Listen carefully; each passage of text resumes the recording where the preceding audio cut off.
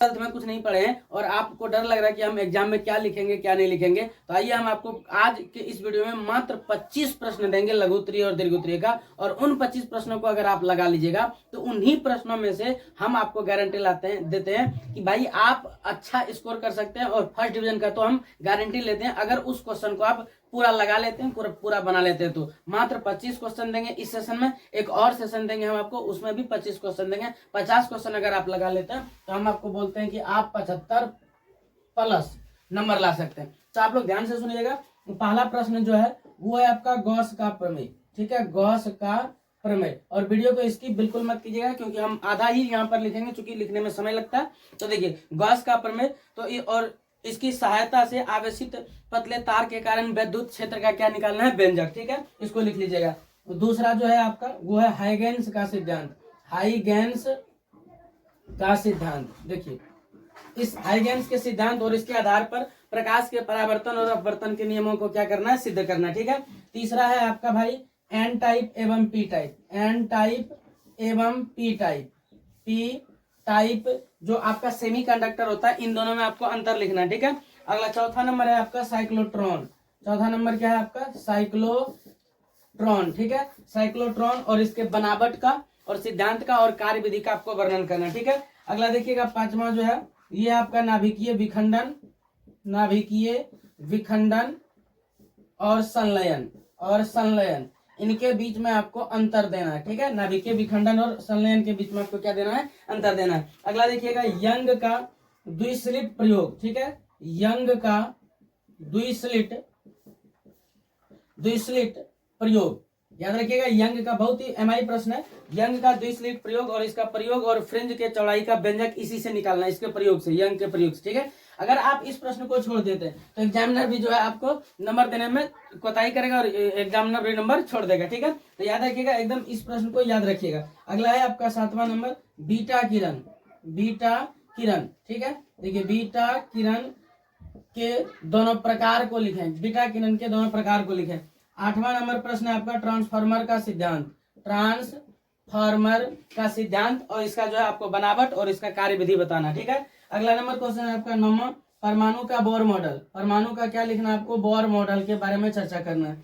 परमाणु के Bohr model के बारे में चर्चा करना और इसके 2 कमी को लिखना है। इसके कितने कमी को लिखना है, 2 कमी को लिखना है। ठीक है, अगला देखिएगा 10वां नंबर जो है आपका सवाल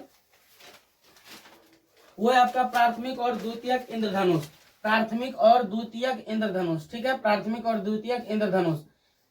प्राथमिक और द्वितीयक इंद्रधनुष के बीच में आपको अंतर लिखना। ठीक है, अगला है आपका 11वां नंबर प्रश्न वो है विद्युत द्विध्रुव आघूर्ण। विद्युत द्विध्रुव आघूर्ण जिसको हम लोग बोलते हैं इलेक्ट्रिक डायपोल मोमेंट। ठीक है, इलेक्ट्रिक डायपोल मोमेंट। अगला प्रश्न है आपका क्रांतिक कोण। अगला प्रश्न है आपका क्रांतिक कोण को परिभाषित करें एवं इसके शर्तों को लिखें। अगला प्रश्न है आपका धारिता से आप क्या समझते हैं। ठीक है, धारिता से आप क्या समझते हैं और इसको प्रभावित करने वाले 2 कारकों को लिखना। ठीक है, अगला है विद्युत चुंबकीय तरंग क्या है। 14वां नंबर है विद्युत चुंबकीय तरंग। विद्युत चुंबकीय तरंग, ठीक है, इलेक्ट्रोमैग्नेटिक वेव क्या है एवं इसके 2 गुणों को भी लिखना है। ठीक है, अगला प्रश्न है आपका 15वां नंबर किरचॉफ का नियम क्या है आपका भाई, किरचॉफ का नियम। किरचॉफ का नियम, ठीक है, और इसके प्रथम और द्वितीय नियम को भी दोनों को लिखना है। ठीक है, 16 नंबर प्रश्न आपका लेजर किरण के 4 उपयोग। लेजर किरण का 4 उपयोग। लेजर किरण का 4 उपयोग को लिखना। ठीक है, 17वां नंबर प्रश्न है आपका कि ब्रूस्टर का नियम। ब्रूस्टर का नियम क्या है इसको बताना है आपको। 18वां नंबर प्रश्न आपका कि स्वप्रेरण गुणांक। स्वप्रेरण गुणांक। स्वप्रेरण गुणांक क्या है। ठीक है, गुणांक क्या है। ठीक है, 19वां नंबर प्रश्न है आपका प्रेरणिक प्रतिघात क्या है। प्रेरणिक प्रतिघात क्या है। ठीक है, अगला है आपका 20वां नंबर प्रश्न। देखिएगा 20वां नंबर है डी ब्रोगली वेव। डी